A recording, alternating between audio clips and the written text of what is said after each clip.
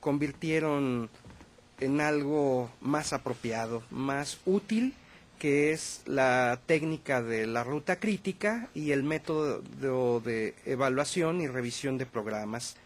Estos surgen en los Estados Unidos en la década de los 50 del siglo pasado como una herramienta para el ejército de los Estados Unidos y para alguna compañía química llamada DuPont de Nemours. ¿Qué diferencia hay entre una y otra? Bueno, resulta que ambas comparten la misma metodología, la diferencia son los tiempos. Si uno conoce el tiempo exacto en que van a ocurrir las actividades, lo recomendable es utilizar la ruta crítica, Critical Path Method. Sin embargo, quizás lo más frecuente es que tengamos estimaciones aproximadas de los tiempos, para lo cual requerimos el método PERT, la técnica de evaluación y revisión de programas. Bueno, la idea de ambos métodos es hacer un análisis de la relación entre las actividades y los tiempos de los mismos, que ocurrirán en dos niveles. El llamado análisis hacia adelante, que nos dirá cuál es la duración del proyecto, y el análisis hacia atrás, que nos indicará cuál es la ruta crítica. ¿Qué es ruta crítica?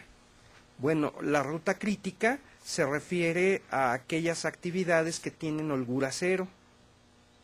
¿Qué es holgura cero? Bueno, vamos a ver que para desarrollar un proyecto, algunas actividades se pueden demorar y otras no.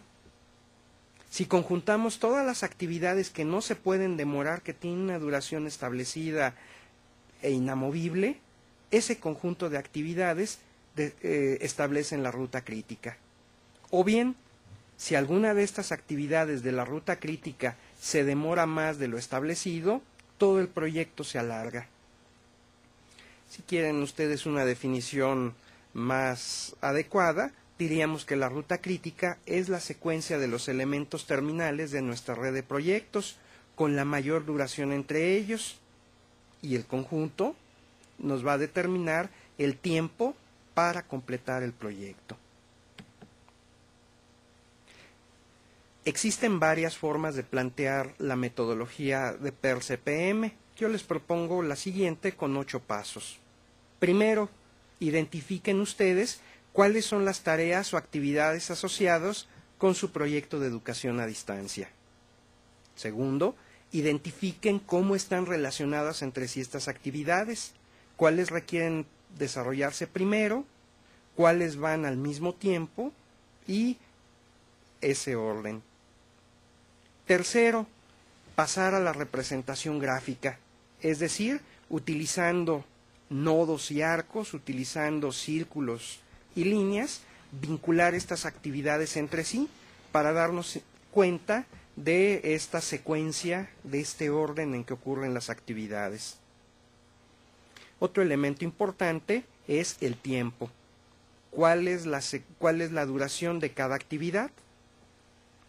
Y bueno, lo que decíamos, si conocemos con una probabilidad de 1, es decir, no hay duda de que ese es el valor, utilizaremos ruta crítica, pero si no es así, utilizaríamos PERT, es decir, conoceríamos al menos 3 tiempos, el optimista, el pesimista y el más probable. Y hacemos un promedio.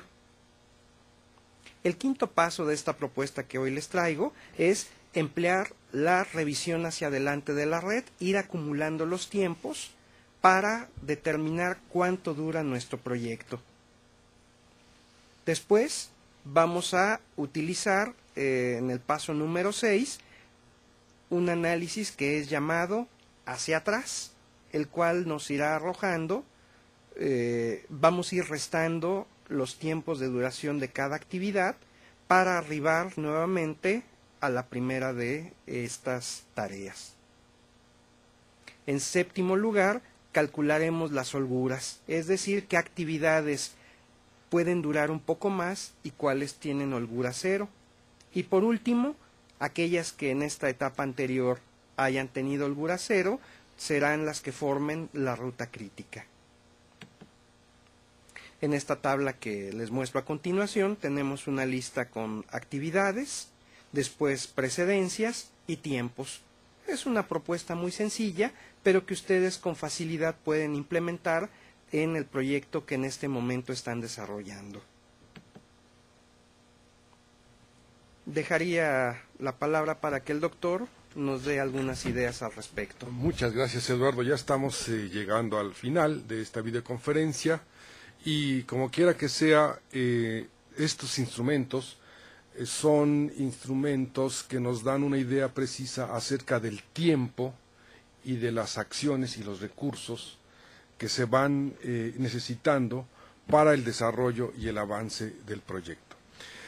Sin embargo, Eduardo, creo que necesitamos un instrumento mayor, una herramienta mayor, un dispositivo mayor que nos permita interrelacionar todos estos indicios y estos indicadores de desarrollo del proyecto en un arreglo que esté asociado, digamos, a las estrategias y que conduzcan a la misión del programa de educación a distancia.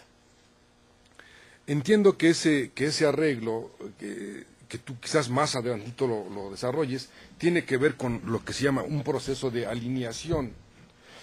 Alinear significa poder hacer que los recursos humanos, físicos y financieros se asocien a las estrategias en el tiempo y esa asociación nos permita lograr nuestros objetivos y nuestra misión.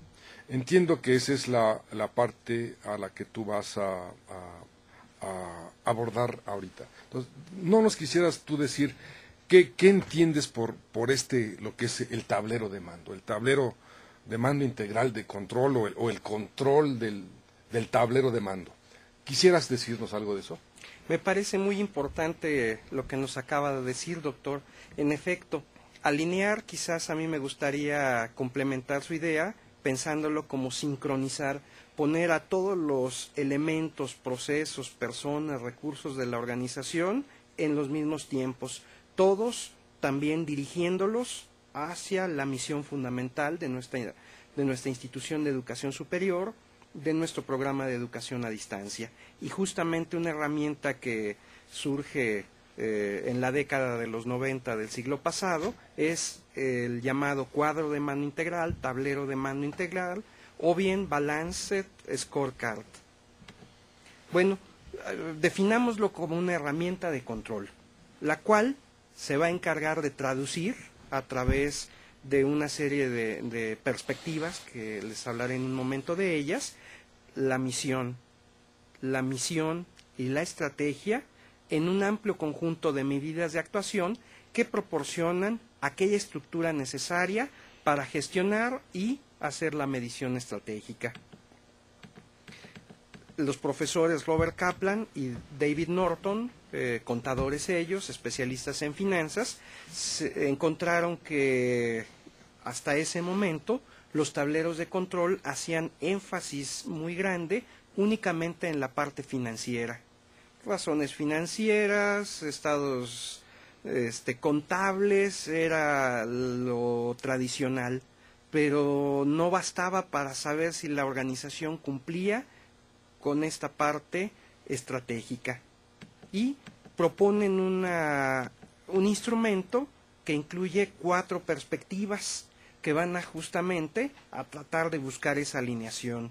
Una perspectiva de orden financiero, una perspectiva de los usuarios de la organización, una perspectiva de procesos internos y otra de aprendizaje y crecimiento.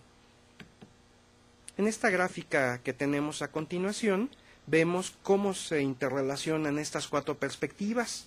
Por ejemplo, la financiera nos va a indicar si la estrategia seguida y que está puesta en práctica contribuye a los objetivos de la organización, es decir, genera valor económico, muy importante. Pero, ¿y los usuarios? Bien, la segunda perspectiva identifica cuáles son los segmentos de usuarios relevantes, cuáles son los segmentos de mercado que producen, por ejemplo, aprendizajes significativos de acuerdo al perfil de nuestro proyecto educativo.